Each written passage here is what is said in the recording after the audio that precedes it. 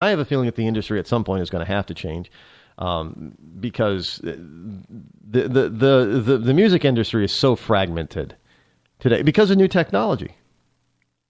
Now it is highly possible for an average musician or songwriter to make a very good living, and I mean very good, 6 figures or more a year, without being signed to a major record label. It is highly possible. And this is how fragmented, and this is why they're also, because record sales have dropped, and the major stars are not making as much. Some that have been around for a long time aren't making as much as they used to. So they're kind of cracking down and paying more attention to this stuff, and maybe at some point, the record companies they might go away. They might be dinosaurs. I don't know. But it is what it is. Hey, Lindsey Graham says that as president, he would veto any bill without path to citizenship. This is from the Washington Times. And Lindsey Graham he's a rhino. He's a Republican in name only. We get it. We understand it.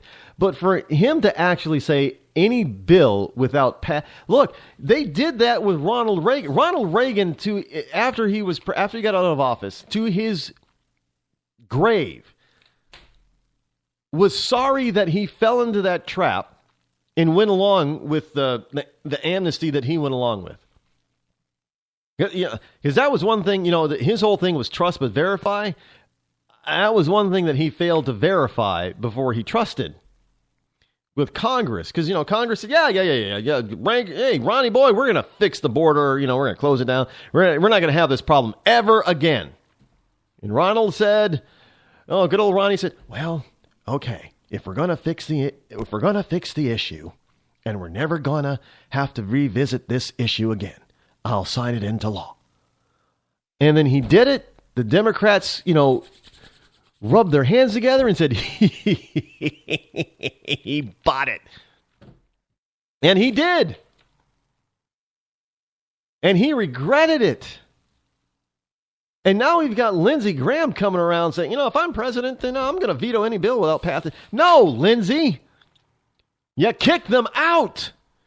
You round them up and you kick. Look, I find it amazing that we have so many people who say, Rod, we can't find 11 million people and round him up and kick him out of the country. Really? But we can come up with a plan to, some of you libertarians who believe in this conspiracy theory stuff, that we can round up, half the population of the country then. We can't find and round up 11 million people, but we can round up 150 million people and stick them in detention camps. Yeah. How is that possible? Well, we don't have to pick and choose. You don't have to pick and choose with finding an illegal. You know where they are. You know how to find them. It just takes the will to do so.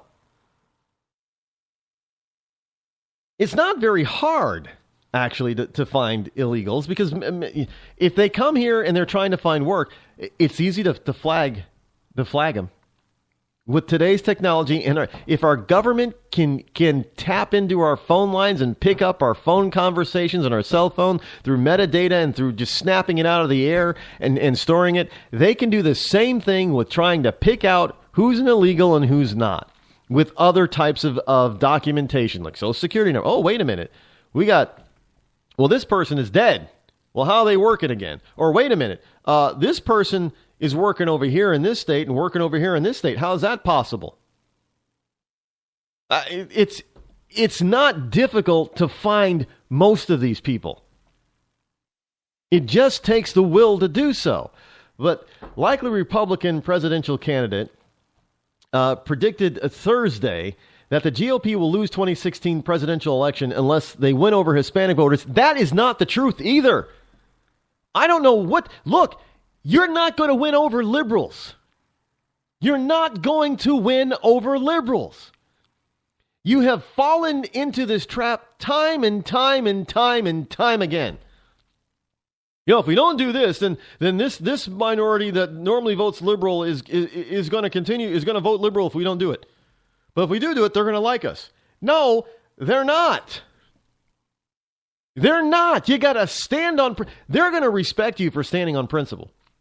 And quite frankly, this whole notion that the Latino vote is going to go automatically Democrat if we do this, if we go along, if we don't go along with it, then I don't know, where do Cruz and Rubio and all their Latino supporters come from then?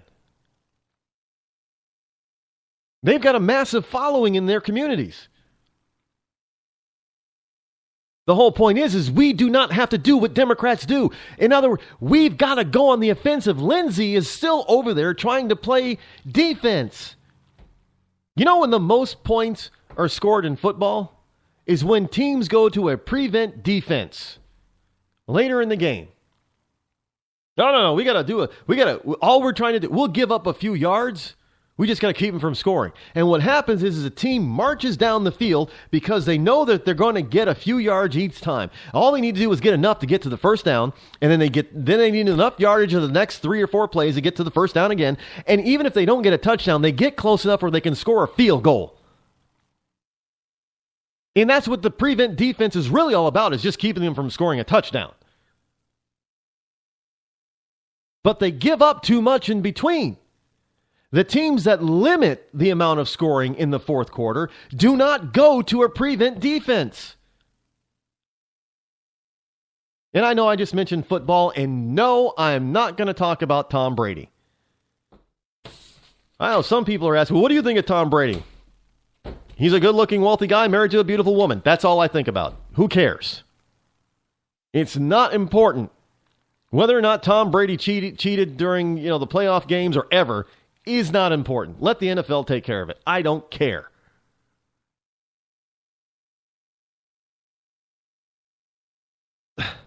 I mean, people are more worried about whether Tom Brady cheated or not than over what Lindsey Graham is just saying. And over what any of the other people who are running for office are saying. Tom Brady's more important. I mean, I'm listening to Rush and to Sean Hannity, and I'm thinking, these guys are taking up not only minutes, but hours on this. Are you kidding me? What? How is that going to determine any sort of foreign policy? It's not. How is that going to determine any sort of domestic policy? It's not. But everybody's wrapped up and preoccupied with Tom Brady and Deflategate and whatever that crap was. I don't care. It wasn't. I don't care if Tom Brady, plays with 11.5 pounds of pressure on instead of 11.6 pounds. It isn't going to change the game on him. They still would have won all the games that they won. They still would have been Super Bowl champions. But you're going to tell me that's more important than Lindsey Graham saying, well, if I'm president, I'm not going to sign any bill that doesn't come with a path to citizenship for illegal immigrants. Meanwhile, we've got more than 4 million people in the world who are waiting to come here legally. And they will get boxed out. They're trying to do things the right way, and they will, because they want to come here, they want to assimilate, they want to make a contribution, but they're going to get boxed out. And you know why they're going to get boxed out? Because most of that 4 million that come here, they're going to be Republican or conservative voters when they finally become citizens. Because they're coming from countries where they don't trust government in the first place. That's the whole point. Lindsey Graham just doesn't seem to want to get that. If he thinks that he is trying to win over some votes, what he needs to do is find a way to get those 4 million that are waiting legally over here. And set them on a quick path to citizenship, because they'll be conservative voters. But no. We're told we're buying the lie from the left. Well, if you don't get these people onto a path to citizenship, eventually they will be citizens and they're not going to vote for you. They're not going to vote for you anyway. Because they're the kind of people that come here and get all the goodies. And the only people handing out the goodies are the liberals. But see, that 4 million that's waiting, they don't want the goodies. They're coming here for the opportunity to contribute and to make their own way because they cannot do it in their own country. Plain and simple. They don't want government good. They don't even want it. They don't want the government coming to their doorstep if they can get away with it. They want to be left alone. Especially those people coming from, very oppressive government places like from Asian countries. Or where the economy is so bad, like that's what Indians from India used to want to come here because they had no opportunity in India. Now that is changing in India, but before they had absolutely zero. They came here for education, and most of them stayed because the opportunity to utilize and make good on the education that they came here for is still here. And now Lindsay's out there wanting to say, hey, you know what? I'd veto any bill that came to my desk without a path to citizenship. Well, I say this is exactly why you're not going to be elected president. You're not going to get the nomination. So, Lindsay, please do not even enter the race. Because that is a bunch of BS. You stupid rhino. Look, I'm going to be hitting these people hard. And if you like Lindsey Graham, I'm not sorry that I'm hitting him. He is a rhino. He's a Republican in name only. He would probably be more comfortable on the Democratic side, although he'd be considered one of those conservative Democrats, but he'd still be more comfortable on the Democratic side. And you know what? I think that's where he should go. Because he sure isn't standing up for the Constitution and the laws of this country when he's saying, I'd veto a bill without any path to citizenship. No, me as president, I'd veto any bill that came across my desk that doesn't have get rid of the illegals because they broke the law, send them packing. That's the kind of thing that I would veto if that didn't come across my desk. Because I'm not going to reward people for breaking our country's laws, because I sure as hell can't get away with it going into Mexico. I sure as hell can't get away with it going into Canada. So why should we let all these people come over illegally across our southern border, keep our borders porous, and then reward them? Oh, yeah. Folks, these people, I tell you, they I don't know what else to say about this, but you know what? I'm out of time for tonight.